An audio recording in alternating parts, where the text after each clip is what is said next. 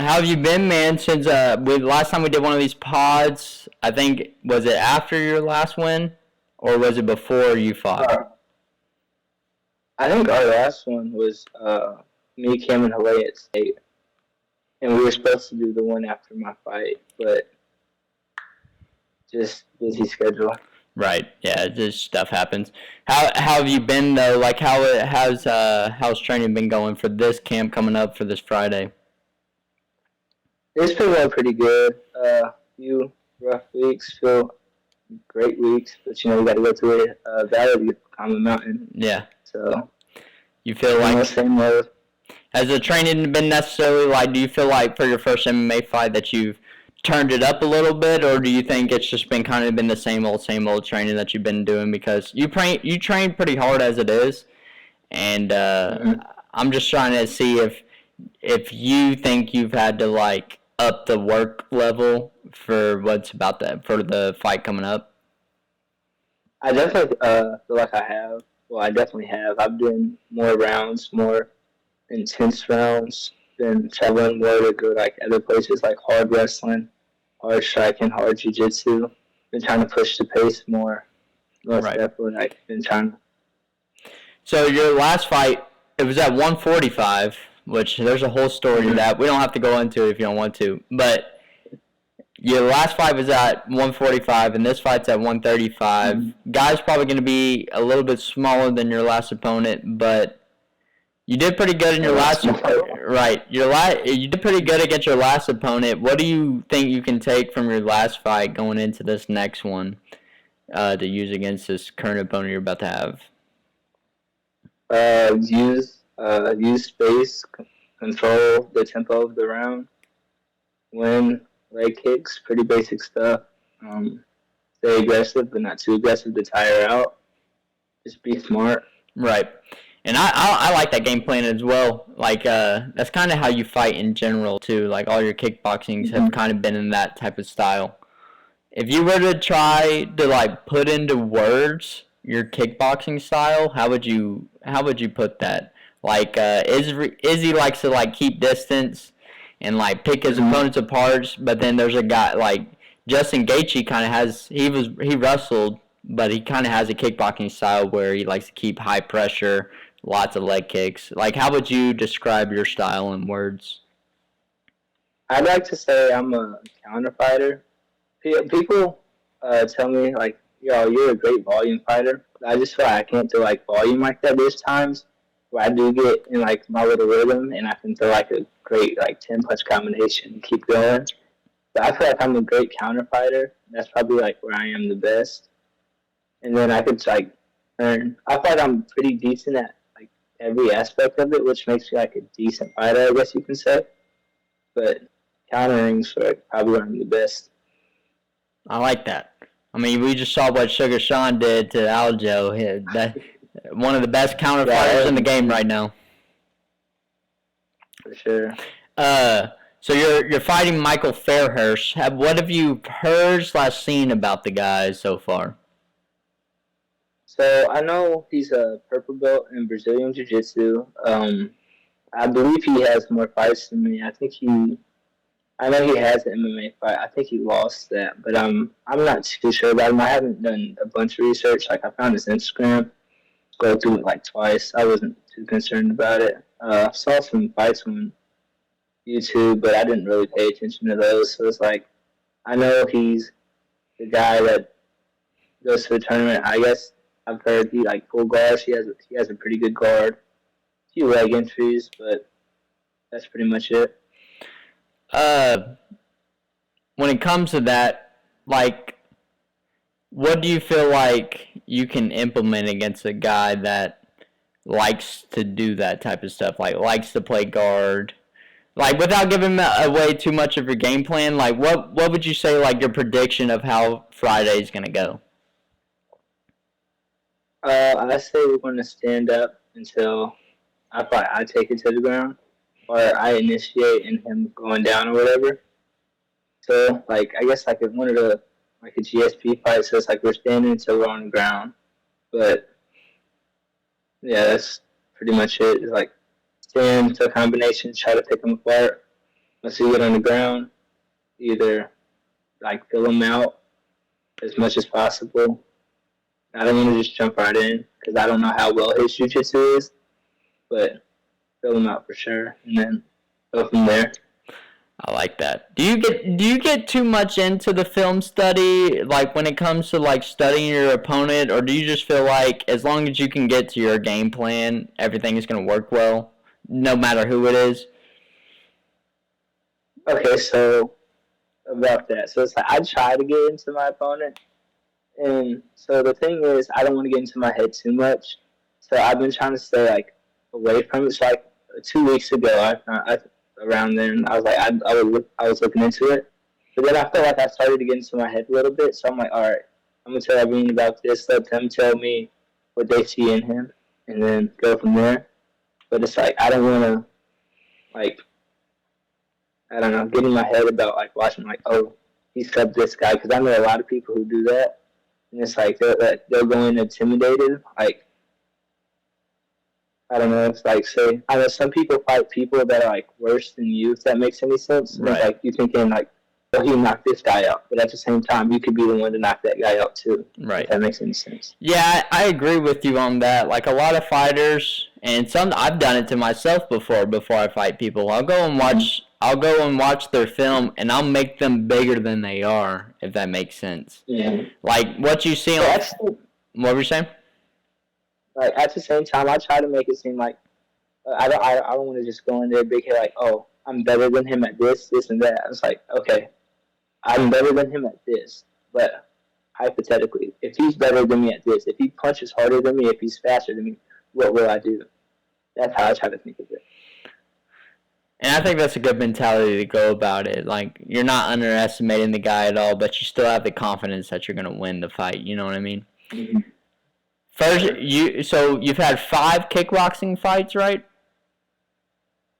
I think I in the cage. 4. I think I had 4 in the cage. I'm 3-1. And you only watch it by decision. Yeah, that was me getting into it. I didn't really. I understood the rule system. You fight the guy. I won the 3rd round, which I normally feel pretty good in the 3rd round. So. It's like I just had to push the pace more in the 1st and 2nd round, or just one of them, and then I felt like I would have had that. I feel like that's a good thing about the gym that we're at, about Phoenix, is we tend to be able to stay in the fight longer. Like even if we lose the 1st round and potentially the 2nd, I don't think I've ever seen or that I can recall of one of our fighters losing the last round of the fight, if that makes sense. Even if we lose the fight entirely, I don't think I've seen one of our fighters lose the last round, and that just shows the amount of. I like that in wrestling. Right, exactly, and that just shows the amount of. I wouldn't even say the amount of work, because I feel like a lot of gyms probably put in the same amount of work as we do, but the type of style we try to implement in our training sessions and in our competitions is that we like to put a pace on people. But not trying to look too far past this fight that you have coming up, but after this fight, what are your goals for the rest of this year?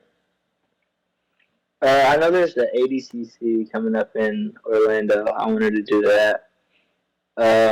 I wanted to stay hard to wrestling once wrestling season came around. Right, you have one more year of that, right?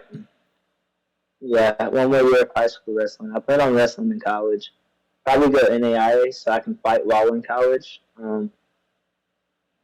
But yeah, I'm the rest of this year. I'm gonna see how that goes. I think you could still fight in college if you went to a D1 to D2, D3 school, but I like the idea of just being able to get the work in when it comes to wrestling, like still keep it a part of your game and a main part of your game. Because wrestling is, if not the best aspect when it comes to fighting, because you get to choose. If you're the better wrestler, you get to choose whether it's on the feet or it's on the mat. And it becomes your choice at that point. You know what I mean? And then you can branch off of that. Like, say you're a really good kickboxer. If you're the wrestler and you know that the guy has decent jiu-jitsu, he doesn't even have to have really good jiu-jitsu, but say that's the guy's main game, you can choose whether or not you can choose to keep it on the feet and not even play the game of jiu-jitsu because you're the better wrestler. And if the guy try to take you down, you're the better. You can keep it on the feet because you know wrestling. So ADCC, when is that? Do you know what month that is? I think it's the month of November. November. I'm not 100%. It'd be nice if it was in November. You get time to have this fight coming up this Friday, and then you have time to take a little, not too much of a break, but enough break to like recover and still get back into full force training before ADCC comes up. But I'm excited for this Friday. Tell everybody where it's at and when it's going to be and what time the card starts. It is Friday, September 1st in Rivergate at the Patron Center. Doors open at 5. Fights start at 6.